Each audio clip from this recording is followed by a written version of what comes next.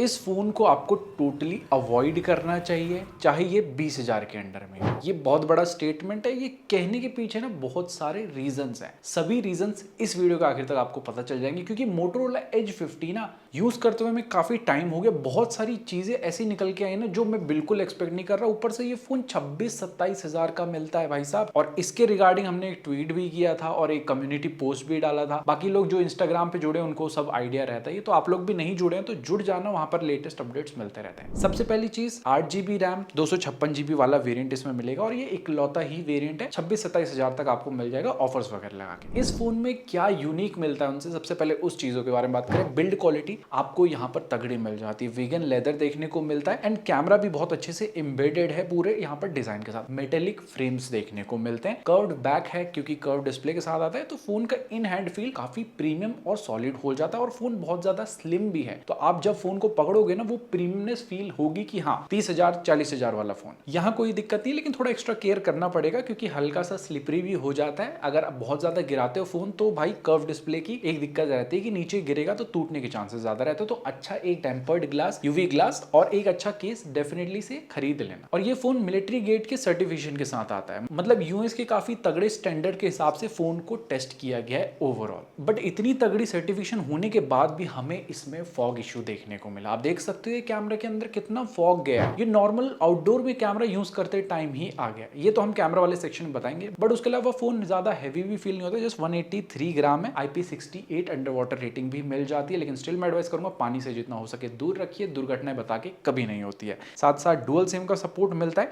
कोई भी headphone Jack का पोर्ट नहीं मिलता, लेकिन एक अच्छी चीज है स्टीरियो स्पीकर क्वालिटी आपको यहाँ पर तगड़ी मिल जाती है। डॉल्बी एटमॉस के सपोर्ट के साथ आता है, तो आपको मजा आएगा कंटेंट देखने में, गाने वगैरह सुनने में। साथ ही साथ हैप्टिक्स आपको टक टक वाले तगड़े मिल जाते हैं and in display fingerprint sensor भी है जो बहुत ही fastly securely all the time work करता है, लेकिन थोड़ा सा लॉक होने में टाइम ले लेता है 1 सेकंड का। लेकिन अगर बात करें डिस्प्ले के बारे में तो डिस्प्ले में भी काफी चीजें आपको तगड़ी मिल जाती है। जैसे आपको बड़ी 1.5 के रेजोल्यूशन वाली POLED कर्व डिस्प्ले देखने को मिलती है और कर्व डिस्प्ले की अपनी अलग प्रीमियमनेस होती है। HDR10+ को सपोर्ट करती है। कॉर्निंग गोरिल्ला ग्लास 5 की प्रोटेक्शन भी मिल जाती है। 100% DCI P3 कलर गैमेट भी मिलता है। साथ ही साथ जितना भी हमने इसमें कंटेंट देखा, कलर्स वगैरह जो है ना आपको तगड़े मिलते हैं। हल्के से बूस्टेड रहते हैं, लेकिन देखने में आपको मजा आएगा। डीप ब्लैक्स, व्यूइंग एंगल, सब चीज यहाँ पर तगड़े मिल जाते हैं। एंड आउटडोर में भी फोन टोटली विजिबल रहता है। 1200 निट्स तक की इसकी HBM मोड में ब्राइटनेस जाती है और वैसे 1600 निट्स की पीक ब्राइटनेस है। इसके अलावा YouTube में आपको यहाँ पर 4K HDR 60 FPS का सपोर्ट देखने को मिलता है, लेकिन कहीं कहीं पे ये अटकता है क्यों वो मैं चीजें बताऊंगा आगे। इसके अलावा आपको यहाँ पर काफी सुपर मिनिमल बेजल्स देखने को मिल जाते हैं। कर्व्ड है तो साइड के नहीं है, ऊपर नीचे का चिन्ह भी आपको काफी मिनिमल यहाँ पर देखने को मिल जाता है। Amazon प्राइम, नेटफ्लिक्स दोनों में फुल HD कंटेंट का सपोर्ट भी मिलता है और नेटफ्लिक्स में आपको HDR का सर्टिफिकेशन यहाँ पर नहीं मिला। कितने लोग HDR कंटेंट देखते हैं ट्रूली, कमेंट सेक्शन में जरूर बताना। और अब कमेंट सेक्शन तो गए ही हो तो नीचे बगल में सब्सक्राइब वाला बटन है, उसको भी आपको कोरबो लड़बो सब्सक्राइब कर देना है, ताकि ऐसी कोई इंटरेस्टिंग वीडियोस आपसे कभी मिस ना हो। ओए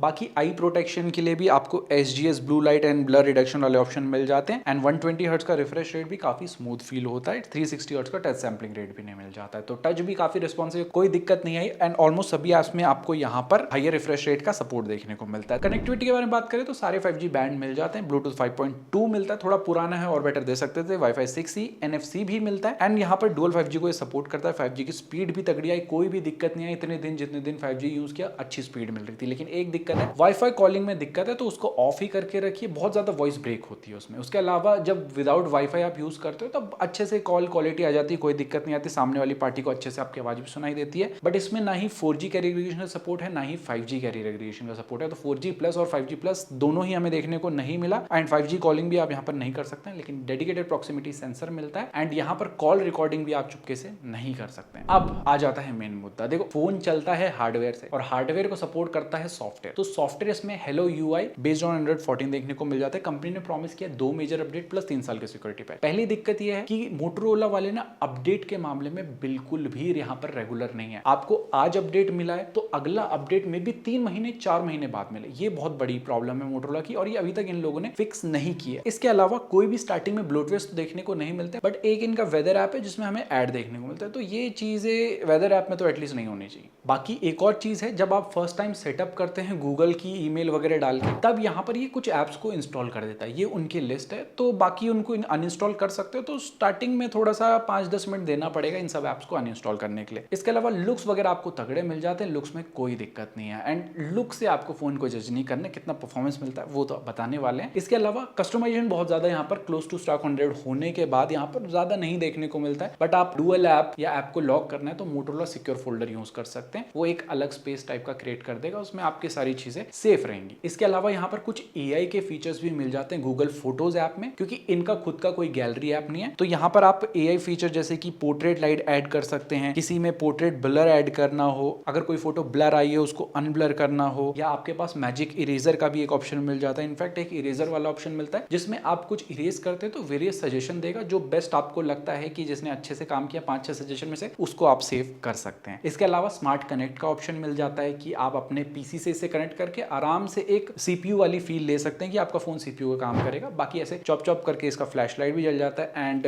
2 बार कुछ ऐसे करेंगे तो कैमरा भी यहाँ पर खुल जाता है। तो ये बेसिक आपको चीजें यहाँ पर देखने को मिल जाती हैं। एंड आप देख रहे हैं कि कितना लैग हो रहा है खुलने में भी। तो अब आ जाती हैं कुछ चीजें जो आपको बिल्कुल पसंद नहीं आने वाली। एनिमेशन अच्छे मिलते हैं, आप ओपन क्लोज करते हैं हो जाता है, लेकिन जैसे ही आप 2-3 ऐप को खोल लेंगे ना, उसके बाद एनिमेशन इतने गंदे हो जाते हैं कि आपको लगता है भाई साहब 15,000 के अंडर वाला बजट वाला फोन है ये। तो ये बिल्कुल भी स्मूथ उस टाइम पे फेल नहीं होते हैं। इसके अलावा सॉफ्टवेयर इतना ज्यादा अनऑप्टिमाइज है ना कि अगर आप यहाँ पर रील देख रहे हैं या कुछ ब्राउज कर रहे हैं शॉपिंग के लिए, अमेजॉन फ्लिपकार्ट में कुछ ब्राउज करते हैं ना, नॉर्मली स्क्रॉल करते रहते हैं, वो कर रहे हैं तो फोन तब भी 40 डिग्री सेल्सियस तक पहुंच जा रहा है। मतलब नॉर्मल यूसेज में 40 डिग्री सेल्सियस पहुंच रहा है। तो ये जो स्लिमनेस है ना, स्लिमनेस पे तो काम किया है, थोड़ा हीटिंग पे भी काम करते, कूलिंग पे काम करते, लेकिन ऐसी चीजें देखने को नहीं मिली। इसका जीता जागता उदाहरण अब आपको परफॉर्मेंस में बताएंगे। देखो स्नैपड्रैगन का 7 Gen 1 प्रोसेसर मिल जाता है। अब इसे ये लोग एक्सेलरेटेड एडिशन बोलते हैं। ये प्रोसेसर है 2 साल पुराना। ये तो आपको भी पता है कि 2 साल में कितनी टेक्नोलॉजी चेंज हो गई है, लेकिन उस चीज पे आगे बढ़े इससे पहले आपको कुछ स्कोर्स दिखा देता हूँ। 7 लाख के अप्रॉक्स आपको एंटूटू स्कोर मिल जाते हैं, कोई थ्रॉटलिंग का इशू नहीं है। रीड राइट के स्कोर ये रहे, एंड यहाँ पर आपको UFS 2.2 की स्टोरेज मिलती है, LPDDR4X रैम मिलती है। UFS 3.1 भी नहीं है। और 3.1 कैसे देते, क्योंकि इनका बड़ा भाई Edge 50 Pro में भी 3.1 नहीं दिया, जो इससे महंगा आता है। तो आप सॉफ्टवेयर कितना भी ऑप्टिमाइज कर लो भाई साहब, वो हार्डवेयर तो चेंज नहीं हो जाएगा ना। UFS 2.2 का 3.1 थोड़ी बन जाएगा। अब इसका जीता जागता एग्जांपल आपको दिखाते हैं। यहाँ पर हम 1-2 ऐप खोलते हैं, कोई दिक्कत नहीं आती है। 1-2 ऐप के बाद यहाँ पर दिक्कत होनी शुरू हो जाती है, और उसके बीच में अगर आपने गलती से कैमरा ऐप खोल लिया ना, तो आप फोन बिल्कुल यूज करने लायक ही नहीं बचेगा। उसमें एक फोटो क्लिक करी, उसी टाइम पे कॉल आ गया तो भाई साहब फोन फुल डेड हो जाएगा, हैंग हो जाएगा इतना गंदा। और ऊपर से ये प्रोसेसर थोड़ा पुराना है, तो ऑप्टिमाइजेशन भी अच्छे से नहीं की गई है इन लोगों ने। इस चीज को समझाने के लिए 3 सिनारियो मैं आपको दिखाता हूँ। देखो सबसे पहला सिनारियो है, यहाँ पर मैं नेटफ्लिक्स में मूवी देख रहा था, एंड इंडोर में देख रहा था, फैन लगा के देख रहा था, और हमारे पुणे में यहाँ पर मानसून है भाई साहब, अच्छा खासा वेदर रहता है घर के अंदर। स्टिल 5-10 मिनट हुए थे देखते हुए, इसने टेम्परेचर 40 डिग्री सेल्सियस पहुंचा दिया। और इंडोर में इतना टेम्परेचर जा रहा है, तो आप एज्यूम नहीं कर सकते जब गर्मी में आप फोन बाहर लेके जाएंगे तो ये कितना ज्यादा दिक्कत है। दूसरा सिनारियो में देता हूं, हम बी रोल यहाँ पर ले रहे थे, तो बी रोल में कुछ नहीं रहता है, फोन को रखना होता है या डिस्प्ले कभी दिखाना होता है, और बस बी रोल कैप्चर करना होता है। हम वीडियो शूट कर रहे हैं इसका, तो उस टाइम पे भी इसका हमने जब टेम्परेचर देखा तो 40 डिग्री सेल्सियस हो गया था। और तीसरा सिनारियो आता है, थोड़ा हम आउटडोर में बी रोल ले रहे थे कैमरा के, कैमरा को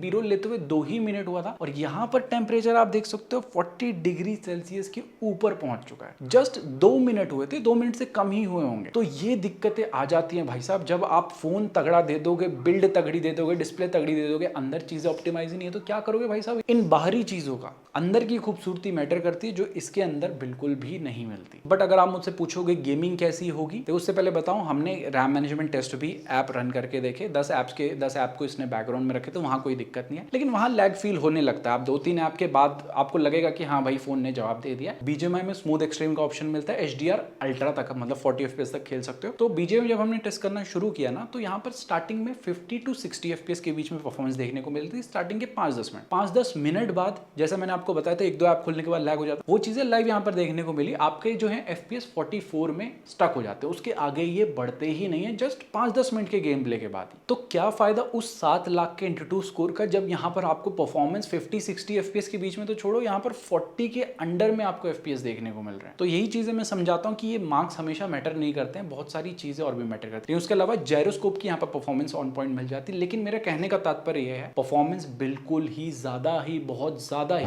डिसअपॉइंट करने वाला है आपको, अगर आप इस फोन को चूज करते हैं गलती से भी। मैं बिल्कुल भी इसको अभी रिकमेंड नहीं कर रहा हूँ, परफॉर्मेंस के मामले में अब आ जाती है एक और मुद्दा, यहाँ पर जोड़ते हैं बैटरी वाला। 5000 mAh की बैटरी मिलती है। तो जब हमने बैटरी टेस्टिंग करी तो वेरी नॉर्मल यूसेज में हमें 6 घंटे तक का अप्रोक्स स्क्रीन ऑन टाइम देखने को मिला 5G पे, और बहुत नॉर्मल यूज था, हमने गेमिंग वगैरह भी नहीं करी थी। तो आप समझ लीजिए अगर आप गेमिंग कर लेंगे हल्की सी तो आपको एक दिन में 2 बार इसे चार्ज करना पड़ेगा। और देने के लिए 68 वॉट की फास्ट चार्जिंग दे दी है जो अप्रॉक्स यहाँ पर 50 मिनट्स में फुल चार्ज कर देगा, और 15 वॉट की वायरलेस चार्जिंग भी मिलती है। लेकिन आप खुद से पूछिए क्या फायदा उस 15 वॉट की वायरलेस चार्जिंग का जब चीजें ही इतनी दिक्कत देने लगेगी। जैसे मैं एक और एग्जांपल बताता हूँ, चार्जिंग के टाइम पे भी हमने टेस्ट किया, टेम्परेचर 40 डिग्री सेल्सियस पहुंच जाता है। तो मतलब फोन किसी भी ऐसा सिनेरियो नहीं मिला मुझे जहां पर मैं इसे बोलूं कि हाँ भाई ये ठंडा रहता है, ये अच्छे से परफॉर्म करता है। और आइडल ड्रेन की बात करें तो यहाँ पर 4% का बैटरी ड्रॉप हमें देखने को मिला 5G में ओवरनाइट। तो बैटरी वाले डिपार्टमेंट ने भी 2024 के हिसाब से काफी ज्यादा डिसअपॉइंट किया। अब जो फोन का सबसे बेस्ट पार्ट होना चाहिए था वही फोन का सबसे वीक पार्ट यहाँ पर बन जाता है। कैमरा के बारे में बात करें तो सेंसर इन्फॉर्मेशन आप अपनी स्क्रीन के ऊपर देख सकते हैं, बहुत तगड़े सेंसर्स हैं, आप देख सकते हैं। टेलीफोटो लेंस भी दिया, 13 मेगापिक्सल का अल्ट्रा वाइड है, फ्रंट में 32 मेगापिक्सल का शूटर भी आपको मिल जाता है। फ्रंट कैमरा से यहाँ पर आपको बिल्कुल भी क्लोज टू नेचुरल फोटोज देखने को नहीं मिलती है। यहाँ पर येलोइश टाइप की, थोड़ी वार्मिश टाइप की आपको टोन देखने को मिलेगी मोस्टली हर फोटो में। किसी में हल्की सी व्हाइटिश टाइप भी कर देगा ये स्किन पे, जो थोड़ा सा अजीब आर्टिफिशियल टाइप की फोटोज बना देता है। बाकी HDR को ये बैलेंस कर लेता है, नॉर्मल पोर्ट्रेट दोनों ही मोड में।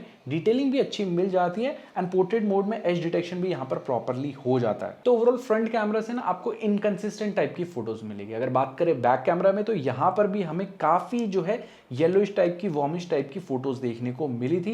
एंड यहाँ पर लाइट को अच्छे से बैलेंस नहीं कर पाता है, किसी सिनेरियो में ज्यादा ही डार्क हो जाता है, स्किन को आपके ज्यादा ही डार्क कर देगा। तो बिल्कुल भी सोशल मीडिया रेडी टाइप वैसी फोटोज आपको नहीं मिलने वाली है। एडिटिंग वगैरह आप करके थोड़ा इनहैंस इसको फिर कर सकते हैं। बाकी मेन कैमरा से आप 3x तक जूम इसमें कर सकते हैं, जिसमें डिटेलिंग अच्छी मिल जाती है। एंड पोर्ट्रेट मोड में आपको 24mm, 35mm, 50 और 85mm तक क्लिक करने का ऑप्शन मिल जाता है, जिसमें थोड़ा डेप्थ इफेक्ट आपको ज्यादा देखने को मिल जाएगा। बट अब आ जाता है मेन मुद्दा। आपको लग रहा होगा ये व्हाइट फोटोज क्यों हैं, क्या मैंने कैमरा को अच्छे से साफ किया था, नहीं किया था? तो यहाँ पर आता है ट्विस्ट। जब हमने इसका कैमरा यूज किया फोटोज लेने के लिए, स्टार्टिंग में सही वर्क कर रहा था, बिल्कुल अच्छी फोटोज आ रही थी, लेकिन 1-2 मिनट के बाद ही इतना गर्म हो गया ना, उसके बाद अंदर ऑटोमेटिकली मॉइस्चर आ गया। तो अगर आप में से भी किसी ने फॉग वाला इशू फेस किया, कमेंट सेक्शन में जरूर बताना। अब दिक्कतें यहीं खत्म नहीं होती, अब और ज्यादा दिक्कतें बढ़ जाती हैं। सबसे पहले तो कभी कभी ना कैमरा को जब हम ओपन करते हैं तो ओपन होने में ही 4-5 सेकंड ले लेता है, तब तक स्क्रीन ब्लैक रहती है। और चलो ओपन हो गया, उसके बाद एक फोटो क्लिक करोगे, उसको प्रोसेस होने का ही 3-4 सेकंड ले लेता है। और अगर गलती से फोटो क्लिक करने के बाद थोड़ा सा आप हिल गए तो फोटो आपकी ब्लर आएगी, आपका पोज ही चेंज हो जाएगा।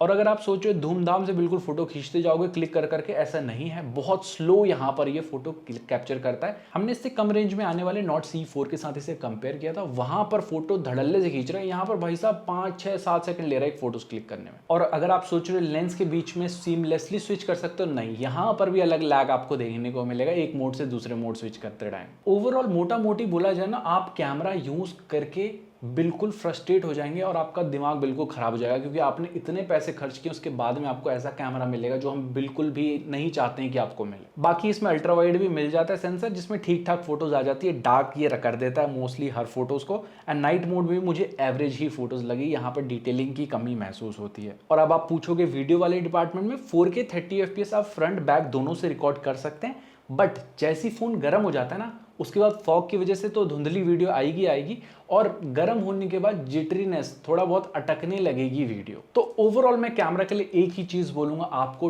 टोटली अवॉइड करना है इसको कैमरा के पर्सपेक्टिव से। सो गाइस, ये थी पूरी कहानी मोटोरोला Edge 50 की। देखो अब संक्षिप्त शब्दों में आपको बताऊंगा, एक फोन ऐसा है 26-27 हजार में जिसकी बाहर की सुंदरता अच्छा है, मतलब बॉडी अच्छी है, डिस्प्ले अच्छी है, कनेक्टिविटी अच्छी है। इसके बाद वाले सारे डिपार्टमेंट में आपको कॉम्प्रोमाइज करना पड़ेगा और बिल्कुल भी ये 26-27 हजार में डिजर्व नहीं करता है। और अगर आप मुझसे पूछेंगे क्या 20-22 हजार में भी इस फोन को लेना चाहिए, मैं तो बिल्कुल भी इस फोन को रिकमेंड नहीं करूंगा 20-22 हजार में, क्योंकि उतनी गंदी परफॉर्मेंस देखने को मिली जो हमें बाकी फोनों में देखने को नहीं मिलती है। तो हमारी तरफ से पूरी ना है इस फोन के लिए। इस फोन को टोटली अवॉइड कीजिए अगर आप अपने पैसे बचाना चाहते हैं। बाकी वीडियो कैसी लगी, अगर आप मोटोरोला Edge 50 यूजर हैं, कुछ दिक्कतें फेस कर रहे हैं ऐसी, तो नीचे कॉमेंट सेक्शन में हमारे साथ जुड़ सकते हैं। बाकी सोशल मीडिया नेटवर्किंग पे भी आप जुड़ जाइए। बाकी हम मिलते हैं ऐसे किसी न्यू इंटरेस्टिंग वीडियो साथ। Till then, Jai Hind, take care and stay